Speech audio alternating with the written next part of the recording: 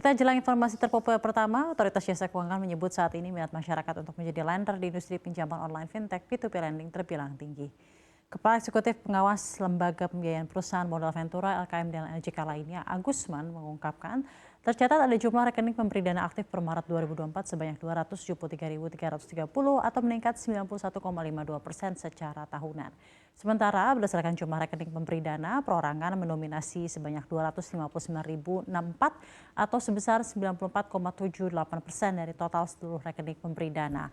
Hal ini seiring pula dengan outstanding pembiayaan P2P lending yang naik 21,85% secara tahunan per Maret 2024 menjadi 62,17 triliun rupiah. Sementara pada periode yang sama tingkat uang prestasi TWP 90 atau rasio kredit macet sebesar 2,94%, naik 13 basis poin dibandingkan Maret 2023. Untuk itu, baru-baru ini OJK pun telah mengatur bahwa penyelenggaraan P2P lending wajib lapor data transaksi pendanaan dan laporan keuangan yang akan berlaku per 1 Juli 2024, di mana penyelenggara pinjol wajib menyampaikan data transaksi pendanaan dengan benar dan lengkap kepada Pusat Data Fintech Lending OJK dengan mengintegrasikan sistem elektronik milik penyelenggaraan pada Pusat Data Fintech Lending.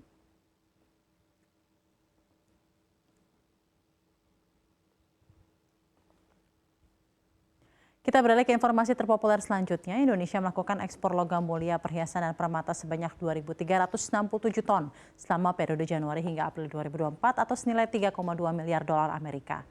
Hal ini terjadi seiring dengan kenaikan harga dan pelemahan nilai tukar rupiah.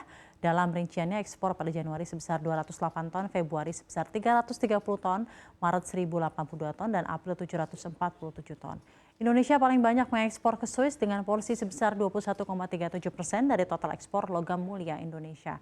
Tak hanya Swiss, diketahui negara-negara yang menjadi tujuan ekspor Indonesia yakni Hong Kong, India hingga Jepang. Selain ekspor, Indonesia juga melakukan impor emas namun berbentuk emas batangan.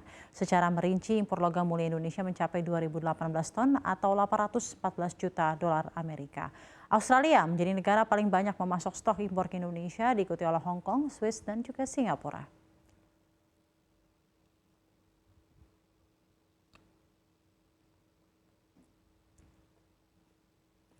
Kita beralih ke informasi terpopuler dari mancanegara. Jet pribadi milik Donald Trump dilaporkan terlibat dalam insiden tabrakan.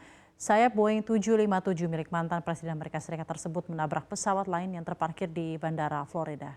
Administrasi Penerbangan Federal Amerika Serikat (FAA) melaporkan insiden tersebut terjadi pada Minggu 12 Mei waktu setempat. Pesawat yang ditabrak adalah VistaJet. Kejadian berlangsung pukul 1:19 waktu setempat. Tak diketahui apakah Trump berada dalam pesawat tersebut atau tidak. Pasalnya, sebelumnya diketahui di hari yang sama, Trump dijadwalkan melakukan rapat di Wildwood, New Jersey, guna kampanye pemilu Presiden Amerika Serikat. Namun, Boeing 757 milik pribadi Trump mendarat dengan selamat di Bandara Internasional West Palm Beach beberapa menit sesudahnya.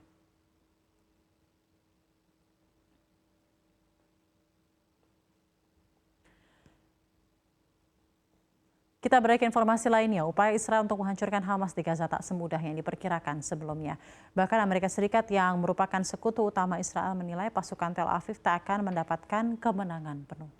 Wakil Menteri Luar Negeri Amerika Serikat Kurt Campbell mengungkapkan hal tersebut pada KTT Pemuda NATO di Miami pada Senin 13 Mei lalu. Komentar Campbell muncul ketika Washington memperingatkan Israel untuk tidak melanjutkan serangan militer besar-besaran di Rafah, kota paling selatan di jalur Gaza tempat berlindung 1 juta orang yang terpaksa mengungsi akibat serangan Israel. Campbell mengatakan solusi politik diperlukan setelah melihat situasi di Gaza sama dengan pemberontakan yang berulang yang dihadapi Amerika Serikat di Afghanistan dan Irak setelah serangan 11 September.